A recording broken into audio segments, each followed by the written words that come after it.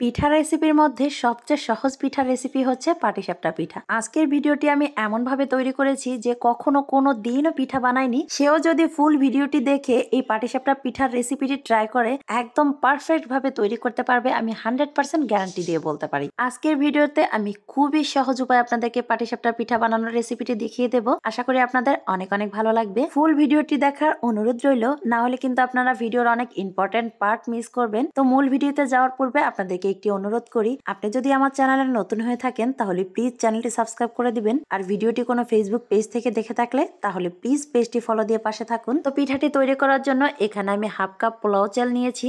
এটাকে পরিষ্কার পানি দিয়ে ধুয়ে ভিজিয়ে রেখে এটাকে আমি খুব ভালো করে বেটে নিয়েছি। আপনারা চাইলে এটাকে ব্লেন্ড করে নিতে পারেন। এখান থেকে কিছু অংশ নিয়ে আমি ক্ষীর তৈরি করব, বাকিটুকু দিয়ে আমি পিঠা তৈরি করব। তো এখন আমি চুলায় একটা প্যান বসিয়ে দিয়েছি। প্যানে আমি দিয়ে দেব 1 কাপ ঘন করে জাল করে রাখা গরুর দুধ। এই দুধটাকে আমি আগে থেকে জাল করে রেখেছি। এটা কিন্তু ঠান্ডা অবস্থায় আমি দিয়ে দিয়েছি। দিয়ে দিলাম 3 পিস পাটালি গুড়। এটা আমি খেজুরের গুড় দিয়েছি, আপনারা চাইলে চিনি অথবা আখের গুড় দিয়েও করে নিতে পারেন। তো এরপর হচ্ছে আমি দিয়ে দেব নারকেল কোড়া। এটাও আপনারা আপনাদের পরিমাণ মতো দিয়ে দিতে পারেন। এখানে আমি হাফ কাপ পরিমাণে নারকেল কোড়া দিয়ে দিয়েছি। যে চালটা আমি বেটে রেখেছিলাম তার 4 ভাগের 1 ভাগ পরিমাণ আমি এখানে দিয়ে দিচ্ছি। তো এগুলো দিয়ে আগে কিন্তু খুব ভালো করে মিশিয়ে এরপর কিন্তু আমি চুলাটা অন করেছি। কোনো অবস্থাতেই কিন্তু আগে চুলাটা অন করা যাবে না। এরপরে হচ্ছে অনবরত নেড়ে চেড়ে এটাকে আমি জাল করে নেব। অনবরত নাড়াচাড়া না করলে নিচের দিকটা কিন্তু লেগে যেতে পারে। তো এই গুড়গুলো কিন্তু আস্তে আস্তে গলে যাবে। চিনির পরিমাণটাও আপনারা আপনাদের টেস্ট অনুযায়ী দিতে পারেন। তবে আমি যে এখানে পাটালিগুলো দিয়েছি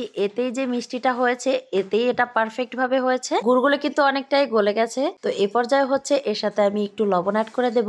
জাস্ট 1 চিমটি লবণ দিলেই চলবে। লবণটা দেওয়ার কারণ হচ্ছে মিষ্টি জিনিসে একটু লবণ দিলে খেতে বেশ ভালোই লাগে। তো এগুলোকে হচ্ছে এখন আমি অনবরত নেড়ে চেড়ে আর একটু শুকিয়ে নেব। আজকে আমি ক্ষীরটা তৈরি করেছি গরুর দুধ দিয়ে, আপনারা চাইলে পাউডার মিল্কও ইউজ করতে পারেন। তো এগুলোকে অনবরত নেড়ে চেড়ে আমি শুকিয়ে নিয়েছি।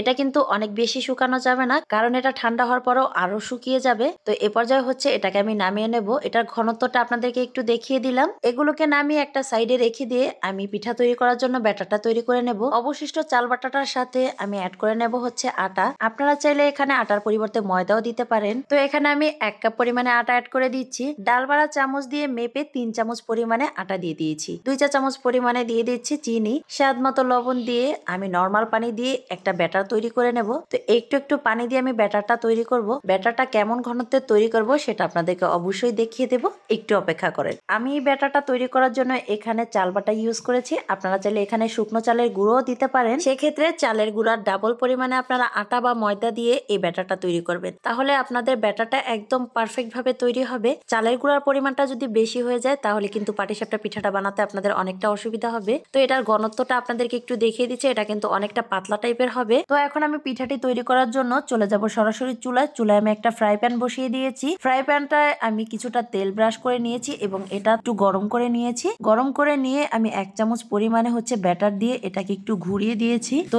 এরপরে এটা যখন হয়ে এসেছে এটা কিন্তু ঢাকনা দিয়ে ঢাকার প্রয়োজন নেই, জাস্ট 1 মিনিট অপেক্ষা করলেই এটা হয়ে যাবে, যেহেতু এটা পাতলা ব্যাটার ছিল। এরপর হচ্ছে এটার উপরে আমি পরিমাণ মতো ঘি দিয়ে এটাকে ভাজ করে নিচ্ছি। আসলে সবকিছু বলে বোঝানো যায় না, কিছু কাজ দেখে বুঝে নিতে হয়। তো দেখেন পিঠাটা কতটা সুন্দর হয়েছে এবং দেখতে কতটা লোভনীয় লাগছে।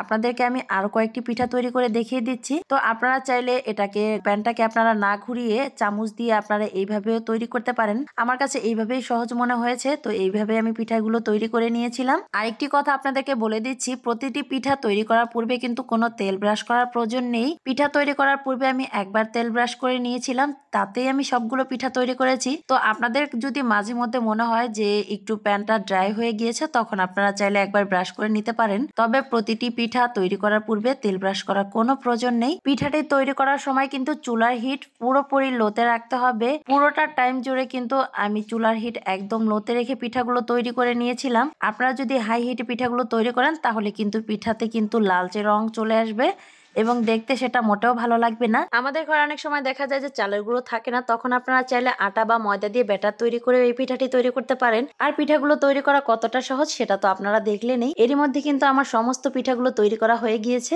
আর তৈরি করার সময় কিন্তু অনেকগুলো পিঠা খাওয়াও হয়ে গিয়েছে। দেখলেন তো পিঠাটি তৈরি করা কতটা সহজ। চাইলে আপনি যে কোনো সময় পিঠাগুলো তৈরি করতে পারবেন। তো রেসিপিটি যদি ভালো লেগে থাকে তাহলে দেরি না করে জলদি জলদি শীত থাকতেই পিঠাটি বানিয়ে পরিবারের সবাইকে তাক লাগিয়ে দিন। তো আজকের ভিডিওটি আপনাদের আপনাদের কাছে কেমন লাগলো অবশ্যই কিন্তু কমেন্ট করে জানাবেন। আর হ্যাঁ, কেমন ধরনের ভিডিও চান সেটাও কমেন্ট করে জানাবেন।